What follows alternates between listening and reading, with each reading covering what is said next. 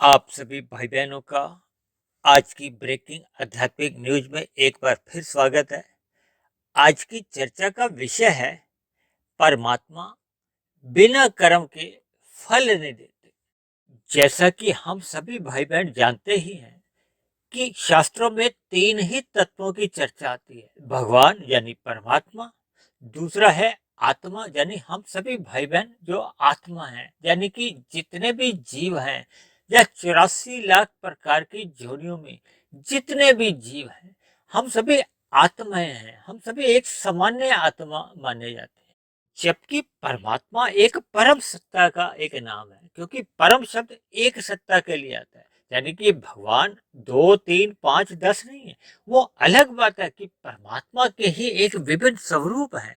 इसी तरह सामान्य आत्माएं अनंत हैं, जिनकी परमात्मा की दृष्टिकोण से तो निश्चित है, क्योंकि आत्मा का जन्म मरण तो होता है, लेकिन आपके हमारे कहने में, बोलने में, लिखने में नहीं आ सकती। और ये जो फल शब्द है ना, ये प्रकृति के पदार्थों से माना जाता है। प्रकृति द्वारा जो हमें अनुकूल प्रतिकूल परिस्थितियां मिलती हैं, उनको ही एक साधारण मनुष्य एक फल के नाम से जानता है।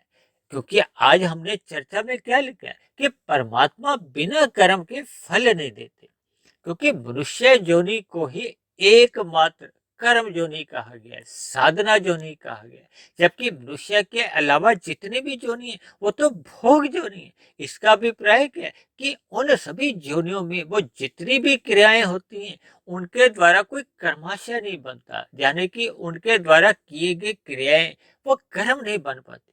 केवल मनुष्य अपने मिले हुए जीवन में फल पाने के उद्देश्य से, यानी कि सकाम भाव से जब भी कोई क्रिया करता है और उसका शास्त्रों के अनुसार अन्य जीवों पर जैसा जैसा प्रभाव पड़ता है, तो वो वेद शास्त्रों द्वारा वो हमें विधि विधान और निषेध द्वारा हमें पता चलता है कि कौन से कर्म पाप श्रेणी में जाते हैं और कौन से कर्म पुण्य श्रेणी में जाते हैं।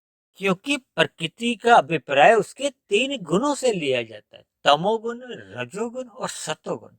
मनुष्य अपने जीवन में जब जब अन्य जीवों का अभिप्राय कि अन्य मनुष्य हो या प्रकृति के अन्य जीव, यानी कि 80 लाख प्रकार के जो अन्य जोनियां हैं, उनमें जितने भी जीव हैं, उन जीवों को यदि हम दुख दिए बिना स्वयं के सुख के लिए पुरुषार्थ करते हैं, तो ऐसे सभी कर्म राशि कर्म गिने जाते हैं, इनको पुण्य कर्म माना जाता है।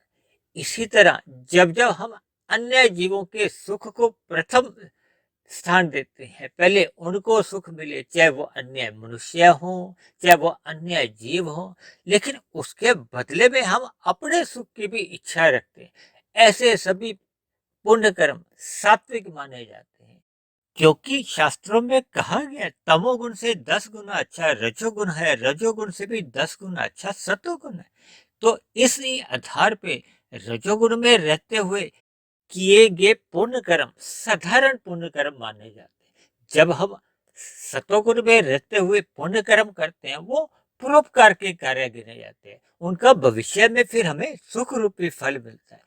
देखिए, एक साधारण सी बात है, जब जब जीवन में अनुकूल परिस्थितियां आती हैं, उन अनुकूल परिस्थितियों को ही सुख माना जाता है। जब जब जीवन में प्रतिकूल परिस्थितियां आती हैं, उन प्रतिकूल परिस्थितियों को ही दुख माना जाता है। दुख कब मिलता है? जब हम शास्त्रों के विरुद्ध प्रकृति के अन्य जीवों को तंग करते हैं, पीड़ा देते हैं, कष्ट देते हैं।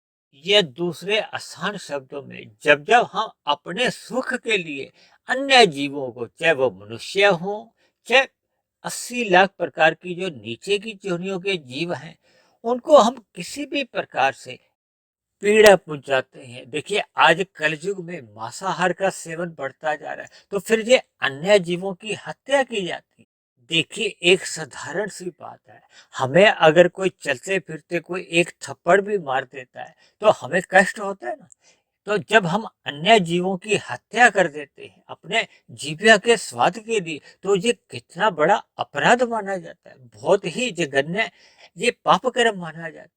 तब ऐसी स्थिति में भविष्य में हमें इन किए गए पाप कर्मों का दुख रूपी फल भोगना ही होता है। देखिए, क्योंकि मनुष्य योनि एकमात्र कर्म योनि है। मनुष्य योनि में किए गए छोटे से छोटा कर्म का भी एक कर्माशय बनता है, यानी कि आपके हमारे पाप और पुण्य कर्मों का लेखा जोखा बनता है। और जैसे जैसे कर्माशय बनता जाता है, देखिए मनुष्य से नीचे की योनियों में कब जाना पड़ता है, जब मनुष्य की मरते समय संचित कर्मों की जो एक कर्माशय की स्थिति में पाप कर्मों का एक अनुपात बढ़ जाता है। यदि पाप और पुण्य कर्मों की तुल्यता है या पुण्य कर्मों की अधिकता है, तब ऐसी स्थिति में पुनः हमें मनुष्य योनि की प्राप्ति होती है। लेकिन यदि ये अनुपात बिगड़ जाता है, यानी कि पाप कर्मों का अनुपात बढ़ जाता है, पुण्य कर्मों की न्यूनता रह जाती है, तब ऐसी स्थिति में मनुष्य की मरने के बाद फिर नीचे की योनियों में क्रमशः जाना पड़ता है, वहां दुख भोगने पड़ते हैं। देखिए, परमात्मा तो देखिए न्यायकारी हैं, दया भाव रखते हैं। परमात्मा तो किसी को भी दुख या पीड़ा देना नहीं चाहते।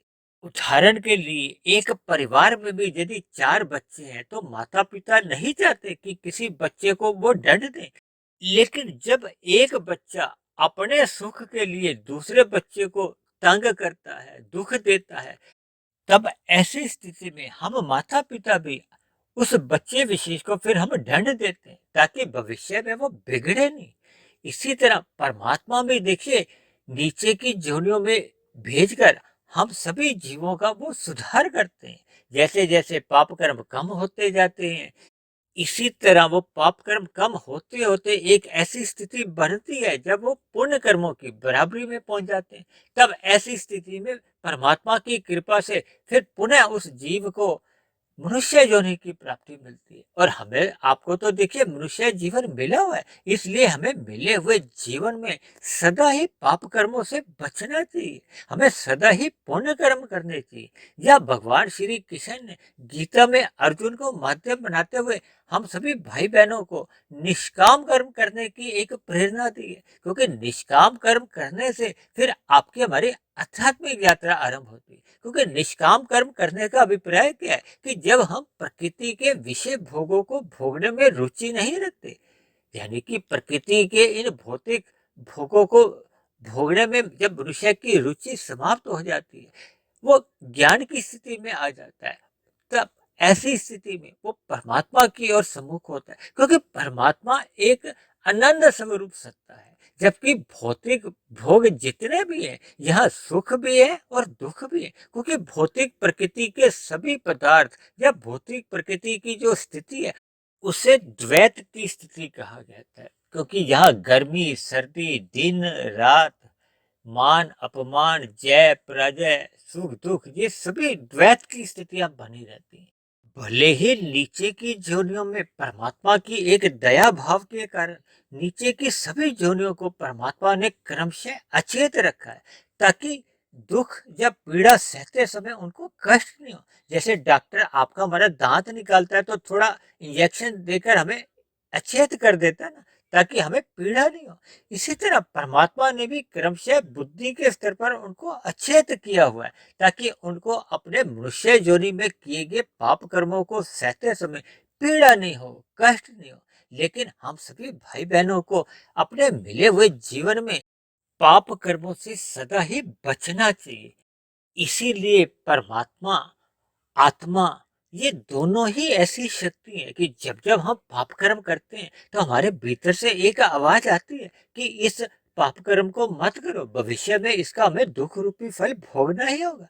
लेकिन क्योंकि मनुष्य योनि कर्म योनि है, सभी मनुष्यों को कर्म करने की एक स्वतंत्रता दी गई है, लेकिन शास्त्रों द्वारा हम सभी भाई बहनों को एक ज्ञान दिया गया है, कर्म फल सिद्धांत के बारे में समझाया गया है।